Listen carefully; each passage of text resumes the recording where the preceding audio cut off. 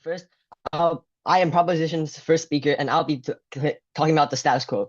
Currently, society uses strict age limits to decide who actually gets to get who to decide who gets to say something in the country. For example, age limits that reaches a specific number grants a person knowledge to participate in a government event. Even if they have absolutely no idea on what, for example, ballots do. For shifting to voting ages to 16 and hoping high school social classes fixes the problem is a problematic alternative. The approach still relies on the age barrier, and it still abandons the millions of adults who has already left the school system and without fundamental political knowledge. We need a system that measures actual capability, not regarding age, while actively bringing every citizen up to pace.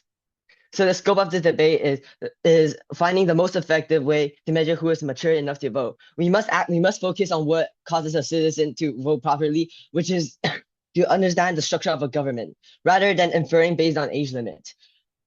Proposition will win this debate if we are able to prove that replacing age limits with knowledge based on the governmental system and politics creates a smart, decisive voter base, and it also creates a fair and more educated political system. The winning metric of this is a winning metric because it prevents society from manipulation and actually increases political participation from people that actually understand politics. So our model is that we will remove the minimum age requirement completely, and we will introduce a new literacy test. So the nature of this test is a quick multiple choice quiz that tests your structural knowledge on how government works.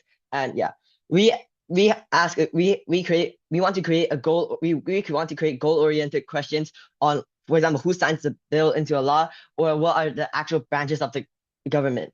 This means that we strictly prohibit questions of actual subjective and more subjective policy. This ensures that the test does not favor any specific policy belief. The test will be randomly picked from a big question bank that prevents memorization of many answers. So the test is a one-time and lifetime certification. The vast amount of majority of citizens will take it online through secure testing pages.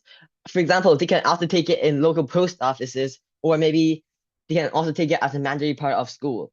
Citizens have has infinite retakes, and for example, if someone fails, they are enforced to watch a educational video that explains the structural concepts.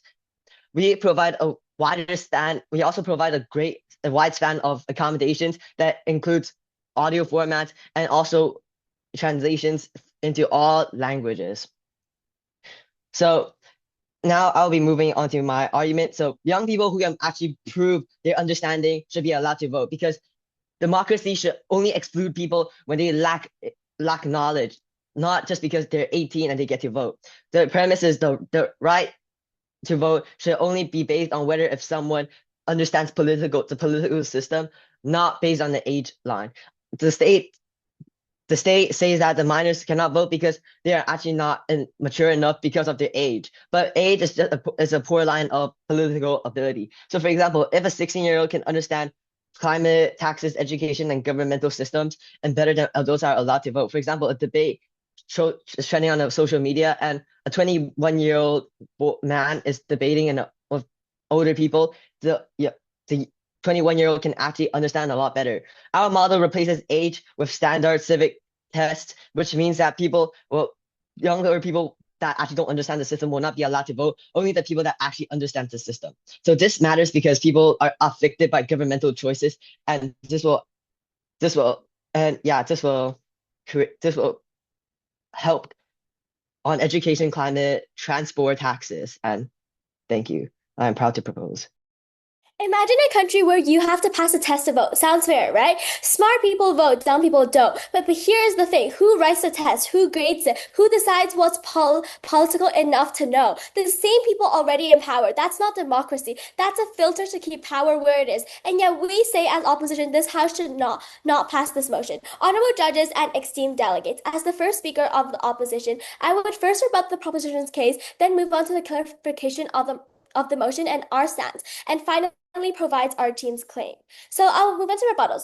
Proposition said that their test is quick, easy, multiple choice, but who's gonna write the questions? Who picks what's basic? And that's power and not fairness. And I'll answer this further in my first point. And that they also said that infinite retakes, translations, accommodations, all those. But retakes needs time poor people don't have. Bureaucracy blocks people. And that I will further expand this on my second point. And they also said that young people who prove understanding should vote, and that they then teach them, then lower the age. Before Scotland had provided like a 16-year-old that role that they can vote, and there's like just no test needed. And I'll also further elaborate this on my points later. And lastly, they said that democracy should exclude by based on knowledge and not age. But who decide knowledge? And the test maker, not that's not democracy, that's basically gatekeeping. And I'll also answer this in my framing and also my point. So, panel, let us be clear. As opposition, we're not against young people voting. We are not against civic education. We are against replacing a simple right with complicated tests that someone controls. The motion says that abolish age at test. We say that keep the age lower if you want to a reasonable limit, but then don't make voting something you earn. Voting is a right and not a prize for like passing an exam. And that this motion sounds smart. Test people, make sure they understand. But the real meaning is some people decide who gets to vote. Right now, age is simple. You turn 18, you can vote. Everyone knows this rule. And if a test, who decides it? What topics? What language? And what if you study the wrong thing? The motion gives power to test makers, and they will make tests and help people like them and like rich, educated, connected. And that's like basically just not fair because as opposition, we acknowledge this and we oppose this motion. And now moving on to my first point, that literacy test has a history, and that history is very ugly. In America, after the black people got the right to vote, the sovereign states made literacy tests, but then they didn't test fairly because white people got the easier questions and black people got like the impossible ones, and one wrong answer and then you're basically out of this. And then like, and that's basically just not a test because before like Mississippi has like a lot of black voters, they've like POI. lowered to a lot. Yes. So, but what we are talking about here, under our model, we provide people that that takes the test a fair.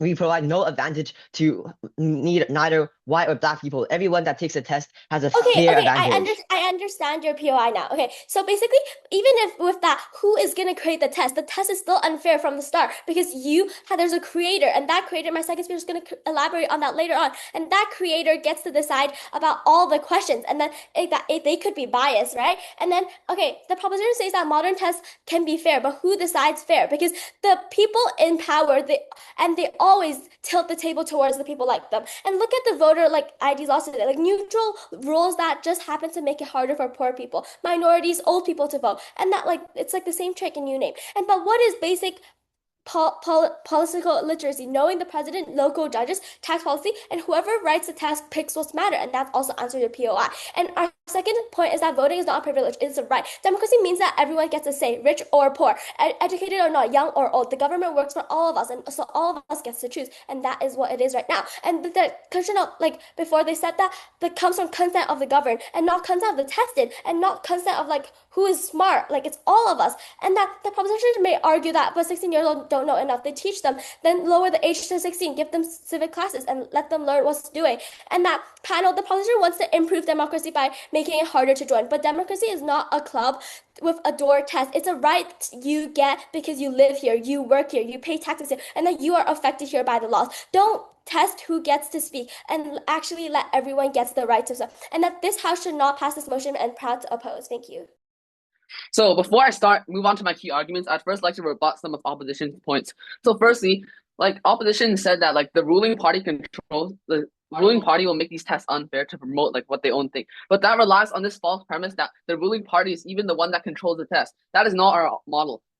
it is clear the opposition has not really listened to what our model actually is. Throughout their speech, they ask questions like, who creates the test, who decides the question, and how do you make sure it's fair? They compare our model to like these Jim Crow racist laws and tests. However, that's exactly why we designed our model the way it is. Our test is written, randomized, and maintained by an independent electoral commission, not by the government of the day. The idea that it's impossible for something to remain neutral is flawed. Like, we already see this in the current society. For example, in the USA, like, the Congress intentionally designed the Federal Reserve to be completely independent from the White House, so it's not influenced by for what policies they make. And second, our test can't be weaponized because it does not test opinions. It only takes these objective civic facts, like how the government works or how many branches of government there are.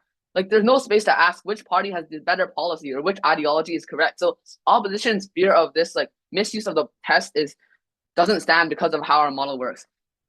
Their underfunding argument also fails. Like, our model is free, available in schools, test centers, and polling booths. And they say like these poor people, they don't have the time to take the test. Well, if they don't even if they really want to create change and they don't even understand what's best for them, then why should they be allowed to like give a vote if they don't actually know what's happening? Like, their whole case relies on the assumption that age is a valid reason for like suffrage, but they do not prove at all why age should be correlated at all with the ability to vote. So now that I've taken down these arguments, I would like to move on to mine. So my first argument is that our model is actually creating this early civic engagement. So our model is good because it turns voting from this passive right people automatically get into an active like thing that motivates young people to learn about politics earlier. The premise is that like people care more about learning when it actually like gives them a reason to. Like, when right now many students, they don't really care about politics, right? Because they can't even use it immediately. They may learn about government, but they know that they cannot vote until they're exactly 18. So no matter how informed they are, and this makes politics feel distant so that young people become disengaged. Our model changes the incentive. If a young person knows that like passing a short knowledge test gives them the right to vote, now they have a real incentive to study how government works. Like, this is similar to like a driving license. Teenagers don't study road signs because they love traffic rules. They study because passing the test gives them the freedom to drive. In the same way, young people will learn about parliament, courts, and laws because it gives them the freedom to voice on the issues they care about, like climate policy or school funding. Over time, this creates a societal shift where everyone has been engaging in politics from a young age, and so they have actual experience and thorough research on what they're talking about. For example, like a 16-year-old who cares about climate change, under their model, they can't do anything for another 2 years. But under our model, if they're actually knowledgeable enough, then they should be allowed to vote because they can actually create real meaningful change. This matters because our model creates a more informed democracy. When these voters actually understand how the government works, then politicians can't rely as easily on like slogans or misinformation. And I'll explain more about this in my next point. Judges should care about this because our side is creating young citizens who actually see democracy as a serious responsibility and actively participate in it. So my next argument is that like political literacy protects democracy from misinformation. So our model is good because it's actually like making sure voters understand how the government actually works. Just because you turn 18 doesn't mean that you magically gain information on how the world works. The premise is that like democracy becomes dangerous when these voters are asked to make political choices without understanding what it will do. If people do not know what like parliament or courts and governments can do, then they become much easier to manipulate. Politicians can win them through like emotional slogans or fake promises instead of real policies. On the other hand, our model creates a basic political knowledge before voting. This means that every voter has at least proven that they know how the government works. Once voters understand these limits, then politicians have less room to lie and they can't easily manipulate them. For example, a candidate may promise to put tariffs on a country, but an uninformed voter may believe this. But a voter who understands politics knows that it will also increase prices. This matters because our model makes democracy more stable and hard to manipulate. Judges, you should care because a democracy with informed voters is safer than one where elections can be won by manipulation and lies. Because of the points above, we believe proposition should take this debate. Proud to propose. So they say that voting is right, but if you have like a right, you have to earn is not a right at all. It's a privilege, and we should never turn democracy into a privilege. So history tells us one thing clearly. When you give the government the power to decide who's smart enough to vote, you give them the power to decide who wins, and that is not democracy. That is loyalty by test. Today I'm going to show you 2 reasons why this motion is false, and first, a political literacy test is impossible to design fairly. Second, voting is a right and not a reward for knowledge. So let me begin with my rebuttals against proposition team. As they say, they need more educated voters, choosing them not by age but knowledge. Then educate those 18-year-olds. How's it fair to leave them clueless instead of teaching the simple like government POI. to a certified yes? why should we wait until they're 18 to start teaching them when we can just teach them earlier? Yeah, teach them earlier. Well, why should we leave these 18-year-olds clueless and like not let them have their chance or like voice to vote?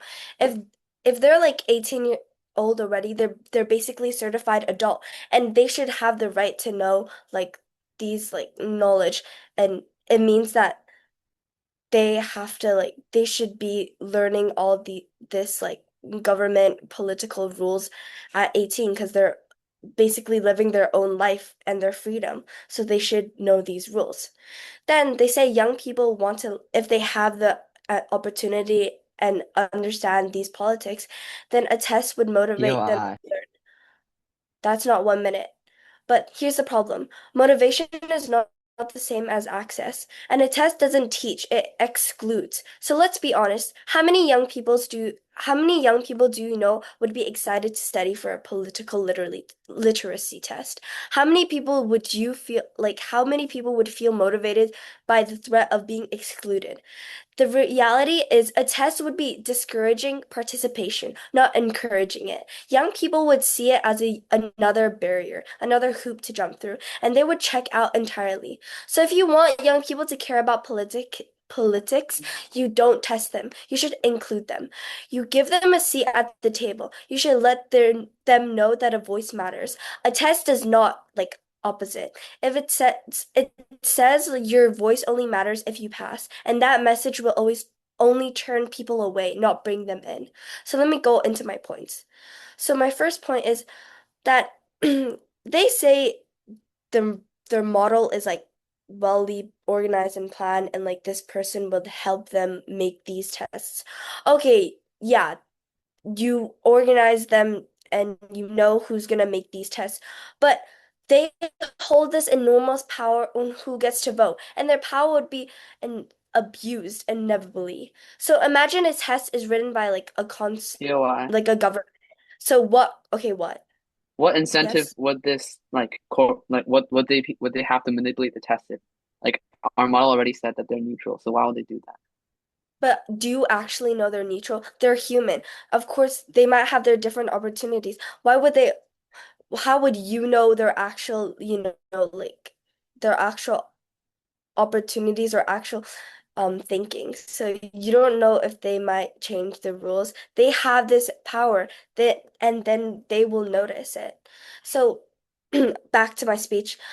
Imagine a test written by like this government. What's gonna be the questions? Is it gonna be like what if the questions would be biased? Every answer can be like interpreted differently. And in conclusion, voting is a right and not a reward for knowledge. Democracy means everyone, not just educated, not just a privilege, not just for those who pass the test. Every citizen's pay tax, every citizen's live under the law, every citizen is affected by the government, and every citizen deserves a say. A test does not protect democracy. It protects the status quo. It ensures that people who already have the power gets to keep it. So today, I ask you to reject this motion. Don't turn right into a test. Don't put barriers between citizens and their voice. We don't trust the government and decide who's worthy of democracy. Vote against the motion. Thank you. In this speech, I'll rebut the opposition, defend our case, and weigh this debate. Now, first, let's address the two main arguments brought in by the opposition. Firstly, they say that this test is biased because it's created by people who are definitely biased, potentially excluding certain races or people. While theirs is much more fair because it is age-based and very clear. But our test is written, randomized, and maintained by an individual non-partisan electoral commission, but not by the government of the day. So the idea that it's impossible for something to remain neutral is flawed. We already see this in the current society, like our speakers have already said. In the USA, Congress intentionally designed the central bank to operate independently from the White House. So it can base interest rates and monetary policy on long-term economic data. And also, this test cannot be weaponized ideologically because it doesn't test opinions, but only facts. What the branches of the government are, or how many laws are passed, and what the judiciary does. There's no space to ask which party has a better economic policy or which ideology is correct. And secondly, opposition has a problem solution mismatch. They characterize young people as not wanting to study, but then they are admitting that they aren't knowledgeable. Their own characterization proves why age is a bad standard, because our model doesn't take away votes from people. Instead, it gives votes to anyone who proves they actually understand the system. And now let's try and weigh both sides of the debate. Firstly, by using a best case and worst case framing. Now, onto opposition's best case. Their best case is that this age test, not even a test, but this age bar is impartial, and nobody will control the barrier to entry of voting. And everybody studies hard in school to try and learn about politics, which is not even guaranteed. And in our worst case, people that fail a lot of times would get very frustrated because they have to take so many times to pass. Many complaints would be filed to governments about the new system, and maybe the initial test may even be flawed and have to be fixed at some point, for example, in the question. And now our worst case weighs over their best case because of 3 reasons. Firstly, our case is better because the opposition's best case relies on a fixed biological age. And if they're wrong that an adult is mature, that mistake is systemic and permanent for that election cycle. On the other side, a 17-year-old political prodigy is totally excluded for 365 days. A temporary appealable bar is less harmful than a permanent and biological bar. Who we exclude can just try again. But yeah. As my teammates stated that in some countries the age bar is like lowered to 16. How do you explain that? If like that 17 prodigy is No, but it doesn't matter. Because even if their bar is lower, it still doesn't prove that they're actually like educated or genuinely care at all. So it's still not fair, regardless of where you put the age. You should just test. And the core idea is always the same. It could even be 15 years old and it's still flawed. Now, who we exclude can try again, but they can't catch masses of people who fly under the radar. Secondly, the opposition's best case still relies on an unaccountable and arbitrary cutoff. In their best case, they have no mechanism to identify this bias because age would mask other variables. But our worst case is a flawed test. A flawed test is at least transparent, published, and subject to public protests and scrutiny. So if our test offends communities or excludes info, we can amend the questions. So at least we are flexible and fixable. Finally, our side forces a baseline level of political literacy no matter what age you are. Because even if the opposition says they will teach politics in school, the structure is completely different. Under their system, a 17-year-old studies politics hard, passes the exam, and gets an A.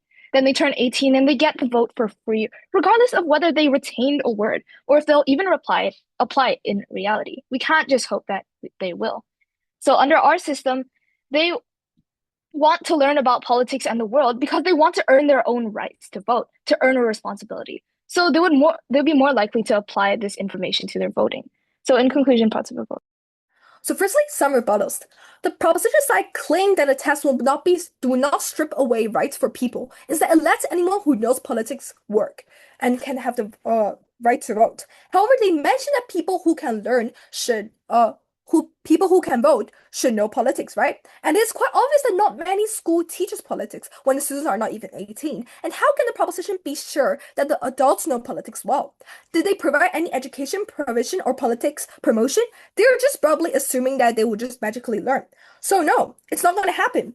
So now I'll summarize my team's argument and explain why this is debate winning. Imagine telling a hardworking 40-year-old citizen who pays taxes and contributes to their community that their voice is silenced because they failed a compulsory standardized test designed by the administrative officials or government workers. Isn't that pretty absurd? Voting is the right. It's not a grade. Democracy is the motion. It's where democracy in this motion is where everyone that is in the community above 18 or 16 has the same rights but not the same score.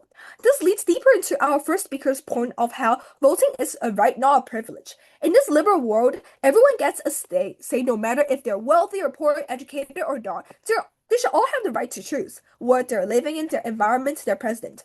The power of voting should be given to people who contribute to the country and live a life there, not judging them based on their scores or education levels. Yes?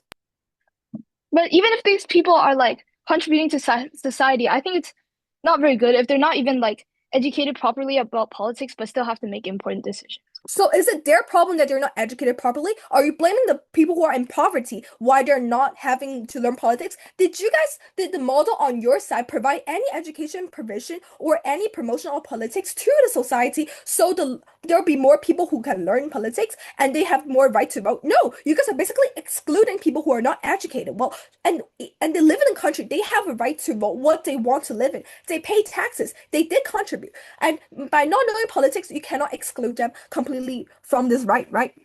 Okay, so give me a sec.